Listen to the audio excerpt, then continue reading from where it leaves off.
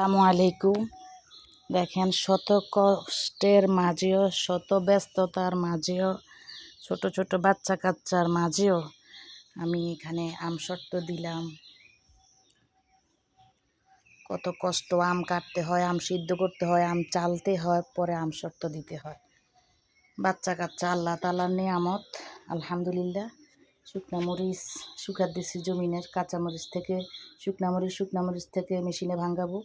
এই যে আম শর্ত, এগুলো হচ্ছে মুগ ডাল, এই যে মরিচ, এই যে আম শর্ত। এরপরও দেখেন কি করতেছি,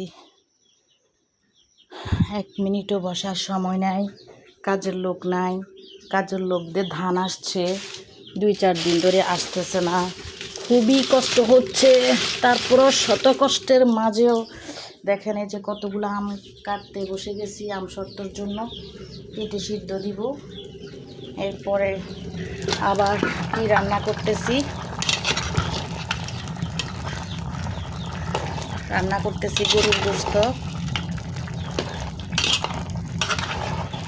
গরুর গোস্ত রান্না করতেছি।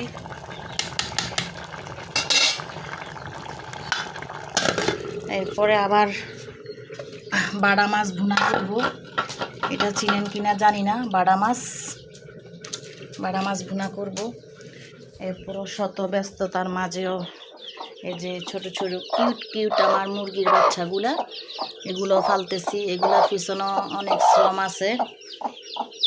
হ্যাঁ, খাওয়াইতে হয়, পরিষ্কার করতে হয়, খাবার দিতে হয়।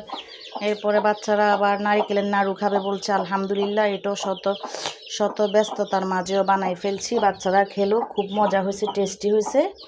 এই তো আমার এই কষ্টের করুণ কাহিনীর কথা বলতেছি।